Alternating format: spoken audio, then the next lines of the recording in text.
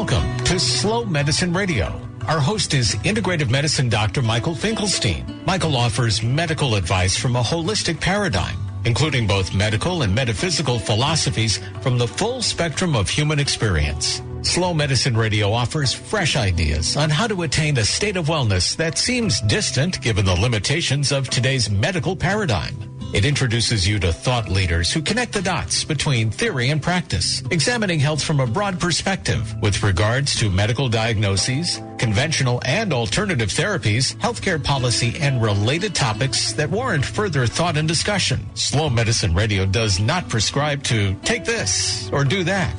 Instead, it offers an open-minded, intelligent, and practical approach to living, resulting in greater health individually and collectively. Here is Dr. Michael Finkelstein, the founder of Sunraven, the home of slow medicine in Bedford, New York. Well, welcome to Slow Medicine Radio. I'm your host, Dr. Michael Finkelstein, and we're here every Monday at 5 o'clock Eastern, 1460 on your AM dial, and worldwide at WVOX.com. And the mission of this program really is to help you understand how tangible healthcare is, especially when you consider what you can do for yourself. And maybe today, more than other Mondays, this subject comes to mind because of the change of political leadership that we've just gone through. A lot of people are very concerned about health and healthcare and what that means for them personally. And while this show is not really going to address the political subject matter that's contained therein, it is something that I want to speak to you about because the good news is you have so much control of your own health, even without needing a system. Part of what I understood when I started to practice medicine in the conventional way was its limits and limitations. And so I was very fortunate for a number of reasons to learn about more than what I learned in medical school. And that was when I went back to study at the University of Arizona Center for Integrative Medicine. And one of my teachers is today's guest. Dr. Victoria Maizes is now the executive director of that program at the University of Arizona Center for Integrative Medicine. She's internationally recognized as a leader in integrative medicine, and she's committed to helping people live healthier lives. She, among other things, is the co-editor of Integrative Women's Health and the author of Be Fruitful, the Essential Guide to Maximizing Fertility and Giving Birth to a Healthy Child. In 2009, she was named one of the world's 25 most intelligent optimists by Ode magazine. And I have to tell you, from knowing Dr. Maizes for 15, 16 years now, she's a remarkable human being. On top of all of that, actually maybe more essential than all of that. But yet she has a lot to offer. She certainly taught me a lot. And the introduction to this program, Slow Medicine Radio, if you listened to the nature of my orientation here, was largely learned from what I studied when I was in Arizona. So, Dr. Maizes, Victoria, welcome to Slow Medicine Radio. Thank you so much, Michael, for that lovely introduction. It's a pleasure to be with you. Yeah, and it's nice to talk to you. It's been probably a couple of years, in fact, but I always enjoy our conversations. And what I like to, from, our conversations is that I know you're on the pulse of this, the developments in integrative medicine in particular, and, what that means for people. And as I stated earlier, I can't, imagine that most people now are not really contemplating what does the change in policy potentially going to do to their own lives. And it's a very worthwhile subject. But what I want to talk to you about is, what do people have actual control over now, no matter what happens in the healthcare system? Well, I think that point you made when you began about the bottom line is a lot of what we do, the behaviors that we live day in and day out really do impact our health and well-being. And integrative medicine harnesses that power of lifestyle medicine, of paying attention to what we eat and how well we sleep and what environmental toxins we're exposed to, and the mind-body connection, how we manage our stress, how physically active we are. All of these are incredible levers for good health. Yeah, and it's, what's remarkable is that in our system, particularly maybe in our educational system, but directed by the healthcare industry to some extent, we don't learn this as children in school so much. And you would think that this may be subject number one which is, how to be healthy and thrive, not just what to learn about in terms of, arbitrary assignments like, I'll use math as an example. It can seem very arbitrary, not necessarily practical beyond addition and subtraction for most people. But healthcare is a universal, has universal value, and yet so little attention is paid to it. And when it is, we've got these pictures of pyramids and things like that, which are overly simplistic and often really not based in modern science. Well, I think what you're saying has been true, and it is, in my experience, beginning to shift. One of the things I'm incredibly excited about is the ways in which integrative medicine and the thoughts and ideas are really being moved into community practices. So as an example, there are now programs that have been based on a program that was started in Scotland, actually, called the Daily Mile. This headmaster noticed that her kids were becoming overweight, and the teachers and the kids were all stressed, and she instituted a practice that every single day, in every kind of weather, it is Scotland, they're used to inclement weather, the kids would go out with their teachers and walk a mile in 15 minutes. They could walk, they could run, they could do it however they wanted, accompanied by their teacher. And it had an incredible effect overall on the kids' weight and also on their behavior in the classroom. And this has now been instituted all over the world, including in New York. There's a program called the Mighty Milers that takes this on. So, that's one beautiful example of a physical activity initiative in the schools, doesn't cost any money, widely available. We know across the country mindfulness and yoga are being taught in schools. So kids are learning some of those centering and self-regulation behaviors. There's a school gardening movement that's just incredible that's going on, and that's, I believe, happening in New York as well. There's a teacher in the Bronx who's gotten a lot of attention for some of the work that he's done in Tucson, where I live. It's linked to the community garden and the community food bank and has become this really wonderful ecosystem. It's just quite a wonderful initiative. So I think that while it has been slow in coming, we are now seeing kids learning about health promotion and healthy behaviors in the school systems. Yeah, and I'm glad that you cited all those examples because they're inspiring. And they are really inspiring. Yeah. And they're lovely. I mean, and beyond kids, obviously, sometimes what kids learn, their parents learn. That's very true. And, in addition, when communities bind together, and then maybe it's intergenerational as well, there's a lot of other benefits in terms of not just, let's say, health as it's measured typically with testing or evaluation, but just in terms of the quality of life that people experience in a coherent way where things like crime and social services are balanced out. And so that it's just a more peaceful, beneficial way of living. And so we know this to be true. So you're right. I mean, I think, what I'm saying was more extreme in the past, and it's moving in the right direction. But I still hear from a lot of people, and a lot of people who listen to the show and then call in, are saying, but, what can I do? I'm still not the beneficiary of this. And for that, of course, that means there's a lot of adults, primarily adults, listening. They're no longer in school. They're no longer the beneficiaries of support, perhaps from the government, for services like you would if you were in school. You would get a school lunch. You would have that hour of time to take that walk or 15 minutes. Now adults in the real world are making choices in their own time and how to purchase food and how to learn about or practice mindfulness. Any of those things that you mentioned still requires adults to take it on, sometimes by themselves. I think that's true, and adults often have more time constraints, and they may not have fully supported programs. I would argue that there are some really positive things that are happening. For example, there's a really wonderful NGO. I get this now. I'm just going to interrupt you. This is you're an intelligent optimist. I realize. It's true. There is something going on here, which I'm very optimistic by nature, and I don't mean to. I'm really only sort of intentionally playing devil's advocate a little bit because I want to draw attention to the subject, but you are great in terms of how uplifting, and I think you're right. And I didn't want to really interrupt you. I just wanted to say I appreciate the optimism.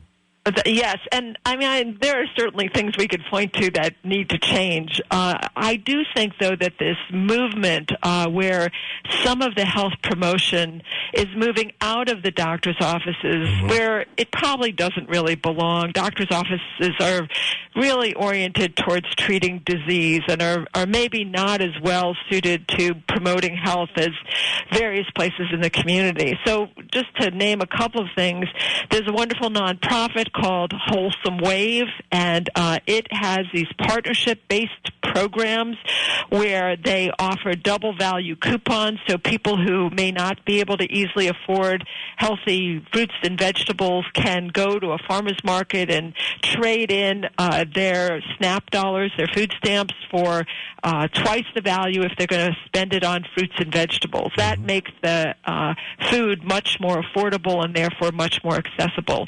Another program that I think is tremendously exciting is the way in which the YMCA has partnered with the Diabetes Prevention Program. So the Diabetes Prevention Program goes back 20 years, and essentially it showed that lifestyle change could help prevent diabetes.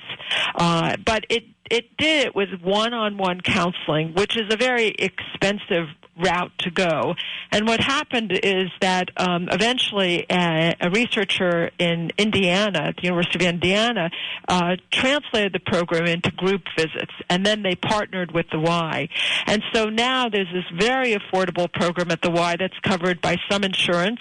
It was to be covered by Medicare as a Medicare demonstration project. I don't know for sure where that stands at this particular moment in our political history, but it's still the Y. Many of the Ys don't turn anybody away for lack of funds, and it has proven itself able through lifestyle change to prevent the development of full-fledged diabetes. So people who may have slightly elevated blood sugars and are moving towards diagnosis of diabetes are actually able to reverse it and avoid the development of diabetes through attending one of these programs.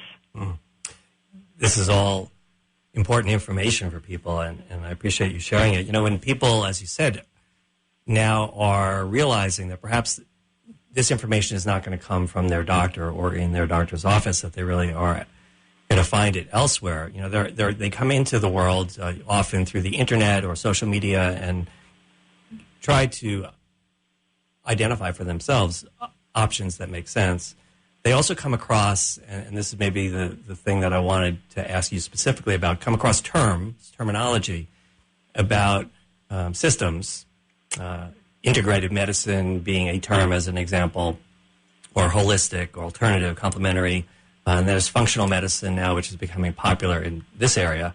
In particular, I was wondering if you could help sort out some of the terminology. How do you, I guess, respond when people walk into your office and they say, gee, I'm overwhelmed with all this information. There's all sorts of, medical fields now. Where am I looking? Well, I think the terminology can be overwhelming, and probably some of it is just marketing so people can distinguish themselves.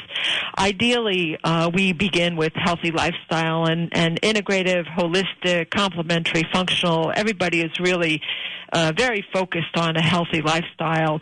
So I think beginning there, how are you eating? How are you sleeping? How are you in your relationships with other people? How easily do you bounce back? So is your resiliency healthy?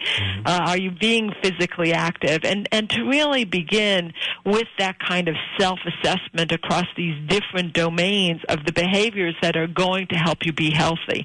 Yes, there are slight distinctions between these different terms. In integrative, there's a synthesis of what's offered in Western conventional medicine and other systems and complementary systems. Alternative sometimes means leaving the Western behind. None of us probably want to do that entirely. If we become very sick, we're often very grateful for the advances that have occurred in Western medicine. So I think there's a lot of overlap in these different systems and ideas. And the most important thing is, again, what you began with. It's the absolute power that we have to be healthy by paying attention to how we're living our lives. And so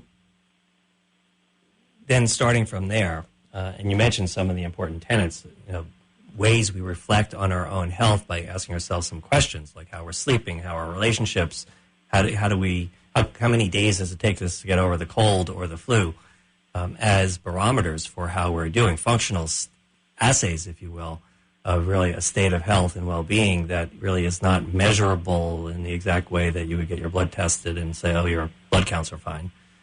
This is something very different. So tell me some of the questions that you ask people, other than that, maybe specific, drill down on one set of them perhaps, so that people who are listening right now could maybe get started. Sure. Well, I think one provocative question that we teach in some of our programs is the question, what do you want your health for?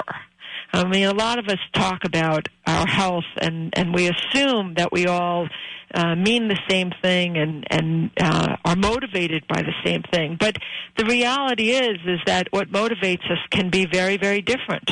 One person, it could be, to have the energy to raise their children. Sometimes you hear older people say, I want to be around for my grandchildren, or to watch, this particular grandchild graduate from high school or college. Sometimes people say something like, well, there's this work that I want to do. There's this thing that I want to bring into the world that's really important to me.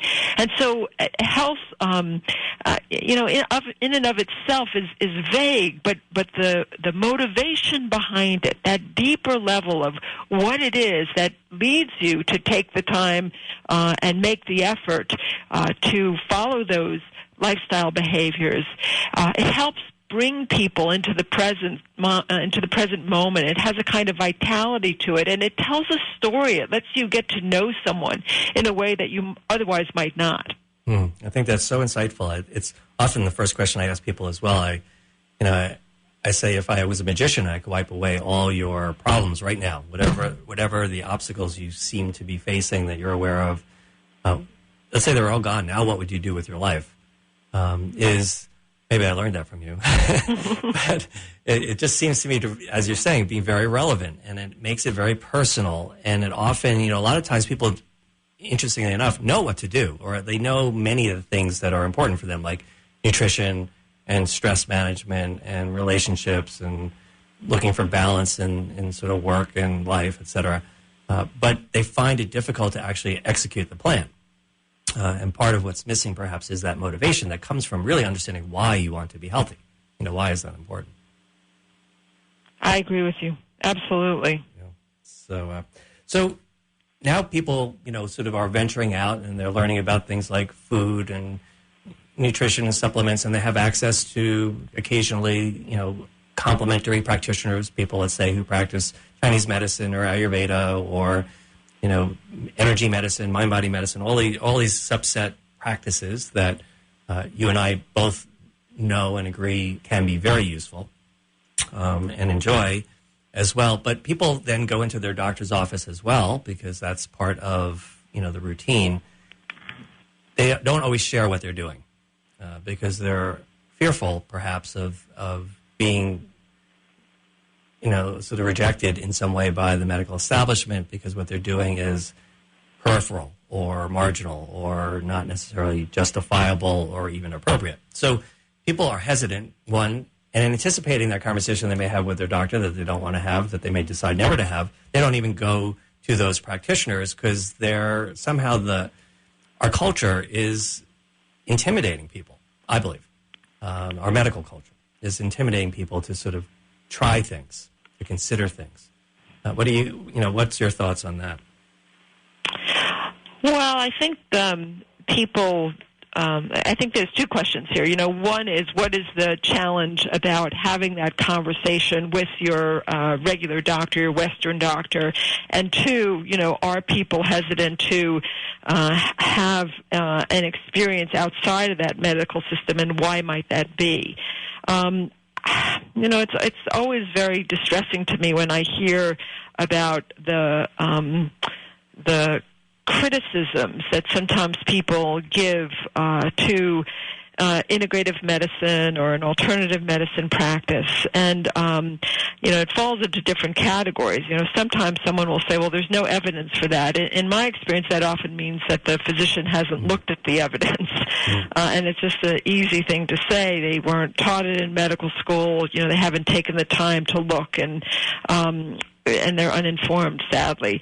I think that there's if you do that thing, then you can't see me anymore. And I see that sometimes with people who have a cancer diagnosis. They're really given an ultimatum, ultimately, and that is incredibly distressing, because here's someone going through this trial of a cancer diagnosis, and they're essentially being threatened that their doctor is going to desert them.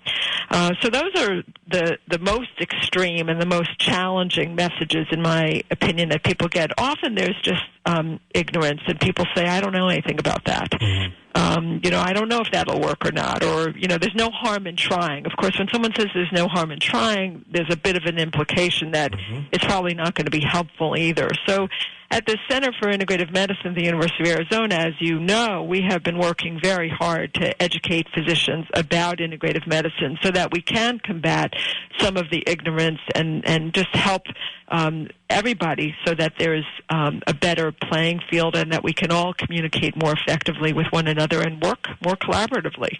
It's so important. Maybe since you mentioned it, and it was on my mind anyway, tell us about the development of that program. I mean, it's been, maybe nearly 20 years already, and, what has happened there on the ground in Arizona locally, but then how the impact globally really has developed, and what you're currently looking forward to. Well, the University of Arizona is now a center of excellence. So it began as a program in integrative medicine in 1994, 22 years ago. I'm close to 23 now, and is now a center of excellence. And it is one of the leading centers in the United States. The focus of our center has primarily been on education, and so we began with a fellowship in integrative medicine, a 2-year on-site, very intensive program. We found that there was tremendous demand for this education, much more so than we could host on-site. And so we were early adopters of technology and developed a fellowship that's now taught primarily online. It does bring the fellows to Tucson 3 times, about a year apart, for a week each time, and we teach things that are harder to teach online. We've had about 1,500 doctors, and it's also open to nurse practitioners and physician assistants, go through this fellowship at this time, and they are now all over the U.S., every state, and indeed many, many countries. We've had about 100 international fellows as well, so they're in many countries around the world, and they're prepared to offer intensive consultations in integrative medicine. You're an example, someone who did that training with us. We also, in 2008, began another, I think, critically important program, which is a shorter program, a 200-hour program that's embedded in residencies around the country. And this is now at 75 different residencies around the country. And it means that while doctors aren't getting the entire fellowship training, they're getting 200 hours, a substantial amount of training, during their regular medical education, so that from the start of their careers, they actually learn about nutrition and mind-body influences and physical activity, and when you might refer to an acupuncturist, and how to ask questions about people's spirituality and about their sleep, and what to do with the answers that you get, and how to recommend botanicals and dietary supplements. And so, this is a real, I would say, revolution in education, that we have been able to develop this content and then very broadly implement it across the United States at these varying residency programs. 2 years ago, we began an interprofessional program, so now we're training all the members of the healthcare team, nurses, registered dietitians, acupuncturists, chiropractors, naturopathic doctors. They're all welcome to come through this training program. Psychologists I didn't mention. We've had about 200 people go through that program as well. So it's a very exciting moment at our center. We have smaller programs, an annual nutrition conference and an elective for medical students and residents. But I think what we're really excited about that we're developing next is an online tool similar to an app that will be directly for the public so that they can have yet another way to access those lifestyle behaviors that will help them be healthier. Oh, that's really exciting. I think that's where people are looking first, in their pocket, on their supercomputer that exists with their phone, is this information. And part of the difficulty, though, as you point out, is the reliability of some of that information, especially when people are just free on the Internet. So what I really think is going to be particularly valuable is the fact that I know how you will vet the content, and therefore it will be reliable. And that's so important for people to get credible sources of information, because what they adopt in their lives will be significant, meaningful, definitely have impact. And it's, as you write in your book, by the way, there's so much going on in the world that affects women, let's say, at the time of the conception of a child. And you want to know if something you happen to think is a good idea, and you do, like drink low-fat milk, may have consequences in your pregnancy. This is when information is so important. I agree, and the Internet is an incredible source of information. I know for myself, I'm sure for you, we started medical training. There was no Internet. Went to the library, and there were these very thick bound folders. It was always hard to get the inner part of the article because you couldn't really open the binding all of the way. And sometimes you had to photocopy multiple articles and take them and work with them. And now at our fingertips is essentially any journal article that anyone could wish to have. And that's a wonderful thing, and it's easier for us when we're in practice and we're preparing books and talks and have the time to really look in depth. And it's much harder for people who haven't necessarily had the medical training to be able to judge, is this a good study or not, and why or why not. And also just the plethora of information that's out there, sometimes conflicting. So credible information is really, really important. Yeah. So I think this might be a good time for a break, though, because what I want to do is I want to invite those who are listening to maybe call in, Dr. Maizes, if you're open for that, and maybe answer some questions from the public, if they are. I have others of my own, so we'll keep this conversation going. But we'll take a break, give people a chance, give you a chance to take a moment to take a breath or get a glass of water or something. And if you want to call in to ask Dr. Victoria Maizes a question about your health, integrative medicine, about anything relating, call us at 914-636-0110. Again, the number is 914-636-0110. We'll be back in a minute. You're listening to Slow Medicine Radio. You can find out more about the show and the work of Dr. Michael Finkelstein by visiting his website, slowmedicinedoctor.com. Slow Medicine Radio is sponsored by the Slow Medicine Foundation, dedicated to providing community-centered, experiential, and reflective learning for individuals, families, and groups, offering educational programs, events, and resources, as well as insightful health evaluations with customized medical guidance. Dr. Finkelstein works with his wife, Robin Queen Finkelstein, at their farm, Sunraven, in Bedford, New York. And they invite you to visit and take advantage of this unique resource, including men's and women's groups and couples programs. If you think about it, much of what we experience when we don't feel well is a result of that fast world and how it affects us. Therefore, if fast is the disease, then slow is the medicine. Visit Sunraven, the home of slow medicine in Bedford, New York. Go to slowmedicinedoctor.com or call 914-218-3113. And thank you for tuning in Mondays at 5 p.m. right here on 1460 WVOX.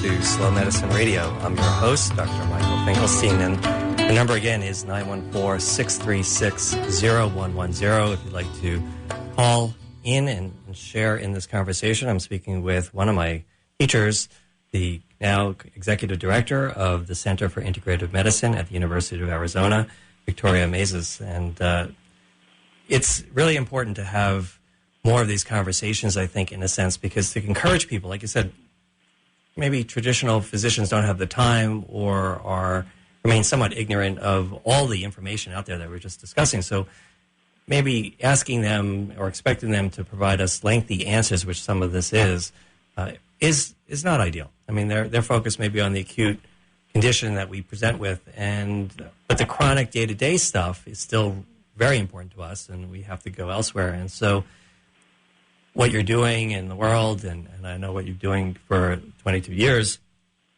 specifically in the Center for Integrative Medicine at the University of Arizona, is to bring this out and to allow people direct access to not only information, but to those practitioners who choose to really study it and implement it. So I thank you because you really helped me shift my direction, and I know it's very important for a lot of others. So I guess I'll ask you another open-ended question, which is, so if there was one thing you could change in healthcare at the moment, what would that be? I would work to prioritize prevention. The evidence is just so clear that we can prevent many of the chronic medical diseases that we're suffering from as a nation, and we sadly don't prioritize them. We spend most of our health care dollars on acute care and on chronic disease care, and we don't really put much effort into helping people lead healthier lives, and I just think that's a very sad commentary on where the priorities are for our country. Today, by the way, is the International Integrative Health Day. I was designated on January 23rd a number of years ago, and I just wanted to mention for your listeners that our center is participating by offering 2 of our educational programs for free today. And so it's great to be on the radio with you and be able to share that.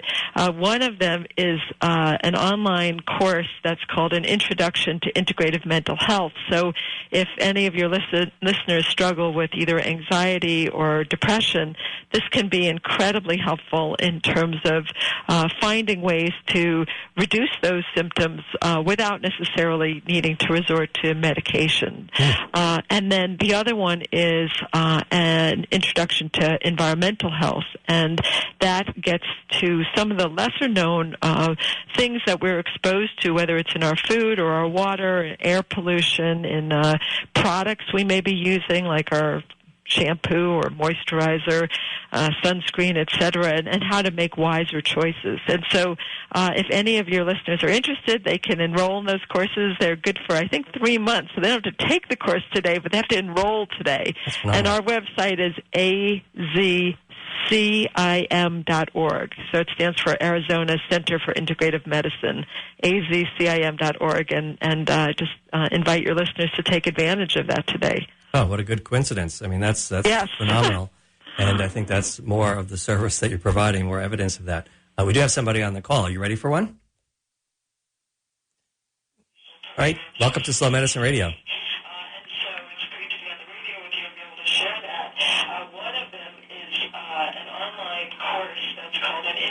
Oh, I'm saying hello to the caller on our line, Slow Medicine Radio. Welcome to Slow Medicine Radio. Yes, hi. Hi. I'm calling. I just wanted to make some comments and ask some questions. I was listening, and I know that she had mentioned, reasons for that you have for a healthy lifestyle, and it's important to me because I've already outlived my mom and both her sisters. So at my age now, I want to live a healthy lifestyle as much as possible. And reasons for it, like she mentioned, to live for your family, for your grandchildren, to see them grow. Mm-hmm. Yes, I agree with that wholeheartedly. So it's important for me now.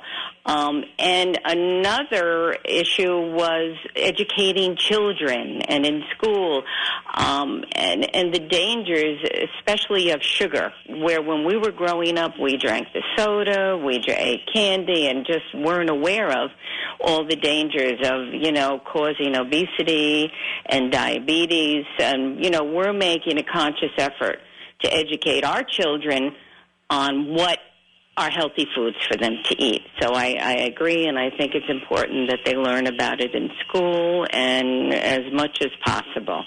Well, those are great comments, and I take it then that since you've outlived people in your life, that you're in that state of life where you're able to reflect on the things that have worked for you or not worked for you. I'm wondering if you could share some of your wisdom. Well, I'm keeping busy, keeping active, learning new things as much as possible,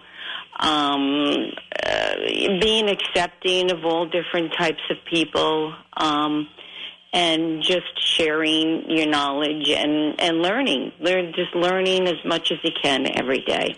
I think I've heard that before, where people say, if you're not learning, like if you're not moving, you're not like sharks if they're not constantly moving. Exactly. And for us as humans with this curiosity, there's always something in through the experiences to learn. Do you have a question for Dr. Maizes, perhaps? Well, I just wanted the dangers of the sugar. How much sugar, should we be looking on labels of foods to see the sugar content? I have some friends and colleagues who now have cut sugar out of their diet completely, looking on labels. And, do we need to be that careful with the sugar? Well, first of all, I really loved your comments, so thank you for sharing your reflections on why you are following a healthy lifestyle and how you are managing your aging with greater acceptance. And, there's a lot of evidence that show as people age, they actually become happier, and I think it is because of that greater acceptance. Right. Well, I never thought I would even live this long, truthfully. Yeah. The sugar question's an interesting one. I think there's no question that we're consuming way too much sugar as a society, and more than ever, the data for the amounts just keep increasing. And you mentioned one of the reasons, and that's that it's often hidden in our packaged and processed food. When people prepare food from scratch, they're pretty conscious of whether they put a spoonful of sugar in. And as you think about perhaps sweetening a beverage, say you make your own glass of iced tea, maybe you put in one spoonful of sugar. Maybe if you really like it sweet, you put in a second spoonful. But when you buy a sweetened iced tea in a can, there's 14 or 18 spoonfuls of sugar. The same for a Coke or a Sprite or whatever kind of sugar-sweetened beverage. Even a vitamin water, has high fructose corn syrup, and so they're hidden, and they're hidden in foods where they never appeared before. Things that wouldn't necessarily need sugar, like bread. Right. Bread doesn't need to be made with sugar, and so it turns out that there's an enormous amount of sugar in the packaged and processed foods, and I think one piece of recommendation is not that no one should ever consume sugar, but I guess from my perspective, one of the precepts of slow medicine would also include doing more cooking and living a lifestyle where you're consuming less of packaged foods where you don't really know what was put in them. Even if you do take the trouble to read the labels, sometimes those labels are obscure for a reason. And so I would agree with, I think, what you described as your recommendation to educate children that, too much sugar is dangerous. It does set us up for obesity. It sets us up for diabetes, for heart disease. It looks like it contributes to Alzheimer's disease. And so paying attention to that is, I think, an important piece of a healthy diet. Right. Well, I'm going to have to start doing more cooking from scratch then. Right. And teach your grandchildren to cook. we really, they're aware of it. They are now, and I know as children we were not. You know, I think they're much more educated than we were. So hopefully we're on the right path, right? Yeah. Well, thank you so much for your call. What's your name? Katie. Katie, where do you live? I live in Rybrook. Great. Well, how's the weather out there right now? Not too bad. They were saying it was going to get very windy. It's not too bad. Right. So that's good to know. Hopefully. Hitting the road soon enough. Right. Well, anyway, right. Katie, thank you so much for your call. We wish you really well always. And if you want to cook, we do cooking programs at Sunraven. Okay. We have one tomorrow, as a matter of fact, 10:30. Okay. The weather clears, pop on up. Okay, very good. We're going to be making, I'll tell you much. what we're making if you're interested. We're going to be making a beef. Wait, hold on. I got the menu right here. Where? We're making bone broth and beet stew with lamb meatballs. All right. All locally sourced. I'll check it out. Okay. I will. Okay, Right. Thank you. Thank All you right. again. All right, bye-bye. Bye. So, Victoria, one of the things that is so important, I think, when people look for information is, for us anyway, what I really appreciate, because this is the way I like to learn, is I like to experience something. I could read a book, and I've certainly learned a lot that way, and by intentionally choosing to do certain things, creating a calendar for myself, etc. But when I enact it out, or when I'm in a classroom or a class environment, and there's some relational aspect to it, including other people, but even to the soil and the earth, or the produce, and hands-on. So cooking is one of those prototypes for a behavior that reinforces,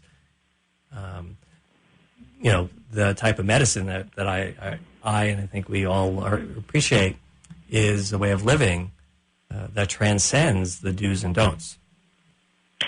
I think that's very true. I think that for many people, when you say healthy food, or you may talk to a patient about their diet, and people, their eyes glaze over, or they think, oh, it's going to taste bad, I'm going to have to give up all my favorite things, or whatever might pass through someone's mind. And then the reality is we have a whole generation who never learned how to cook. So cooking classes are such a wonderful thing. Kids love to cook. They love the alchemy of it, and the experience of taking something that didn't exist and watching something else manifest, whether it's making their own pizza, or making cookies. I mean, whatever it may be, they really learn a lot, and they're proud of what they've created and produced.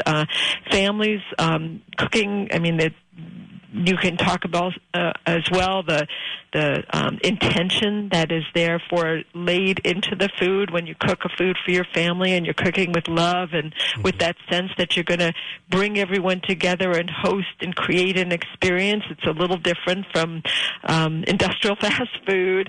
So I think that absolutely these are things that we do want to bring back into our society. Yeah, when you started the conversation, and you talk about asking people why they want to be healthy, there's an answer, but part of why you want to eat good food is not only so that your body likes it and you live a long life, but imagine if you're cooking with your grandchild, and so that hour and a half of time together is part of the process, and that there's an immediate benefit. It's not just what might happen to you 5 or 10 years from now with a disease you're going to prevent, but it's the experience of spending that type of quality time and connection with a child, let's say, or with your best friend, or with your husband or wife, or somebody that's meaningful to you. The experience is nourishing. Beyond, I think that's so true. Yeah, so it's that's why we like it. We do also gardening programs at Sunraven. It's a small farm, and we realize that when people come together and they get creative, and especially when the timeline is broadened. So in cooking, you could bake a cake, and it could take a couple of hours, and you watch the dough rise. It takes another couple of hours. But gardening is even longer than that. It might be 3 or 4 months between planting a seed and harvesting a crop. And it helps people also develop a relationship to nature and the seasons and cycles and rhythms of life that are not this rush, rush, rush world that tend to be dominating in our minds and schedules, and clocks ticking in the background. So we bring a lot of people out there too. That's so wonderful. I'm just delighted to know more about what you're doing at Central. I know that you come to New York occasionally. I don't think you've ever come up to Sunraven, so I want to extend an invitation if and when it's possible. Thank you. It would be wonderful to show it to you and maybe share some of those experiences, one or the other. Thank you. Yeah, you're welcome. What's going on in Tucson these days? Well, Tucson is it's been a good place to be doing integrative medicine. There's been a lot of openness to the growth of our center, and besides the center here in Tucson, I'm happy to say that integrative medicine is really growing all over the country and to some extent all over the world. I've, in the last few years, been invited to Japan and Brazil and Copenhagen, all of which are developing integrative medicine educational programs. So we really see this field thriving. There's an organization called the Academic Consortium of Integrative Health and Medicine, and it started out with 8 academic health centers, and it's now up to 76. Mm-hmm. So we really are seeing this growth in acceptance and in a sense of the importance of this kind of medicine. About 3 years ago, the American Board of Integrative Medicine began to offer board certification in integrative medicine, which also helps substantiate the field. So there's a lot of wonderful things happening. So, and, in life there in Tucson, I know I maintain a lot of friendships with people who I study with. One of the things that you mentioned in terms of the programs that you developed, particularly the distance learning curriculum that I was part of, was the development of the community of practitioners in each class. So I remain very connected to many of the people that I met there, even for just the 3 weeks over those 2 years. Might not sound like a tremendous amount of time, but there was such a bond that was created. And I think part of the reason we do want to be healthy is to have those good relationships, to extend our family and our life that way, because this is a world that tends to move toward chaos, it seems, and pull things apart, fractionate. And there is this movement, as we know, and it occurs in every sphere, of people coming together. And I think one of the aspects that makes your work so strong and why you've done so well is because maybe that's been an intention or just a byproduct, but you do the community building thing very well. I just wanted to let you know. Thank you, and that is something we emphasize. In fact, sometimes people will express surprise. They'll say they came for the content, but what they really received was this professional community. And they'll say things like they found their tribe, mm-hmm. or that they feel closer to this group of physicians than they have ever felt to any group of physicians in their lifetime. And that's deeply meaningful to us. We also hear from people at times that they had felt burned out, or that they thought they might leave medicine, and then upon coming into the fellowship and going through it, that they felt that they had restored the sense of idealism or their sense of calling that brought them into medicine to begin with. And we feel really proud and enriched by helping to create that experience for people. Yeah, so many times on this show, especially when I've interviewed fellow physicians, they talk about that experience of feeling burned out. Mm-hmm. And I think it's quite clear it's having impact, too, in the way health medicine is practiced.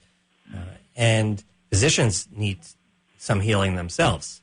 The system around them, even those that are really happy with, quote-unquote happy with conventional medicine, meaning they're not looking elsewhere, are subjected to tremendous forces, stressful forces in their own lives, not to mention the ailments that their patients who they care about are experiencing, and then the empathy and the sort of the energy drain of the compassion, but then the ideas of the requirements to practice medicine, the rules, the medical legal, the bureaucracy, administration, and the least of which, frankly, in my experience, although people often cite this, is the compensation. I think that that's obviously relevant and important, but I think what frustrates physicians the most is just the change in the amount of time they can spend with their patients because of all these other factors, and the quality then of their experience as a doctor has diminished. And, so physicians need integrative medicine, not just because they want to learn it to practice it, but I found when I was there that it helped me, as you said, recover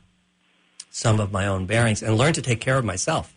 Mm-hmm. Learn to ask that question and come back to my true path and calling, which was to focus on being as well as I could be myself, not just intelligent and well-trained, but really whole, healthy, so I could be caring and compassionate to people around me that came to me for help.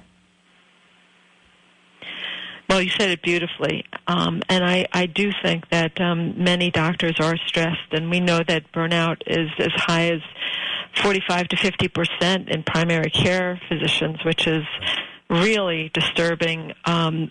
Another initiative that I didn't mention earlier is we have developed a well-being and training program that we're instituting with the residents at our university hospital so that they can develop healthy self-care habits and hopefully do them in their own lives and be role models for their patients and be able to talk about them more easily. But what you just said is so critically important, and there are a lot of real challenges right now to being a physician. It, however, remains a very meaningful job, and lots of jobs have challenges. They're not all deeply meaningful, though. Yeah, no, it's true. I think that's what keeps doctors in place to some extent and tolerant of some of those conditions. But wouldn't it be nice if those conditions changed so that doctors could be a little bit more free to go back to what they have always intended to do? And then they might get curious because they'll have a little bit more time of some of these things that people are bringing to them about, hey, what is this going to do for me? Or, this supplement or this procedure, meaning something alternative or complementary, that the patient's level, the tolerance and the curiosity would be restored so that there could be real dialogue. I mean, one of the hallmarks of integrative medicine is the partnership between doctors and patients. In fact, the terms themselves, doctor-patient, is unfortunate because it's two people trying to put in a relationship, one trying to help the other. So it's pretty remarkable. So I just wanted to give you one last chance to express something particularly optimistic to make sure we end on that note. Well, I think one thing that I'm excited about is that as I look into the future, I see this convergence. We're hearing a lot these days about personalized medicine. Well, one of the values of integrative medicine has always been to individualize our recommendations, to get to know our patients and be able to make recommendations that fit for who that specific person is. As we learn more in this genomic revolution, as we learn more that, person A is more susceptible to this or they're a fast metabolizer of that, it helps us individualize our medicine.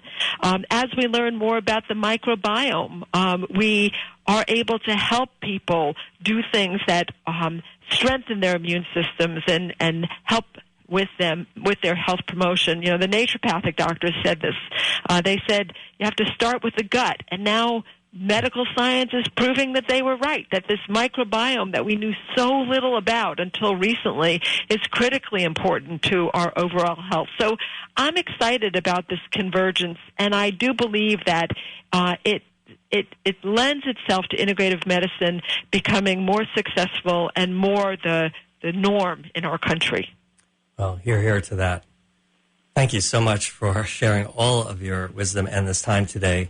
I think it's really meaningful. I'm going to download this podcast, make it available for everyone, even those who couldn't hear it today. So if you're listening, found it interesting, go to the Slow Medicine website, slowmedicine.org, in a few days, and you'll see it there. So, Victoria, thank you so much for joining me here today.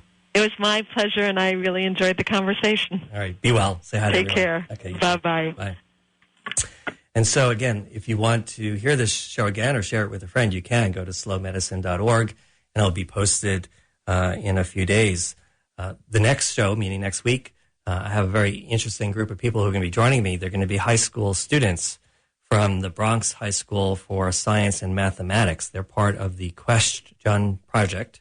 They're student ambassadors that represent a cohort of current students and alumni at that school who are already completed a semester-long social-emotional learning course that explores big life questions.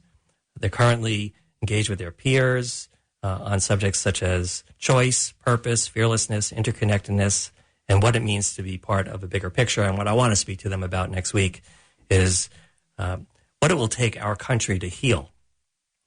And, I think that that's a timely subject. These are students who come from the Bronx, as I said, the South Bronx for the most part, are living in the middle of an area that you might consider to be the epicenter of stress, at least in this region. And their perspective, I think, is very valuable. And I think we can all learn, as we often say, from children. And these are adult children, to some extent, or older children who are emerging into the adult world. And I've spoken to them before, a year ago, in fact, and I found them to be incredibly insightful. Sometimes maybe what we need is not more experts, but more people with heart. And that's where these young people come from. So I'm looking forward to that conversation next week. Invite all your friends. And speaking of invitation, the invitation to all of you is open to come to our cooking program tomorrow. It's actually called Women's Mindful Eating and Cooking Workshop, led by a friend of ours, Elise Morse. We also have a new moon and Aquarius ceremony on Thursday, because it's going to be the new moon later this week on Friday. And if you want to get my moon letter, the letter that I write once a month, it will be coming out this Friday, and you can go to slowmedicinedoctor.com and sign up for that. And if you're thinking ahead to the spring, getting your hands in the dirt, Slow Medicine and the Sunraven Garden Co-op program will begin in a few weeks. So call us, write to me, Michael at slowmedicinedoctor.com anytime with any of your questions. And until the next week, I just hope you have peace and tranquility, health, wholeness, always. And maybe think about the question that Dr. Maizes presented, which is, why do you want to be healthy? Maybe we can share more of those thoughts in the weeks that can come. So take care and be well. Speak to you next week.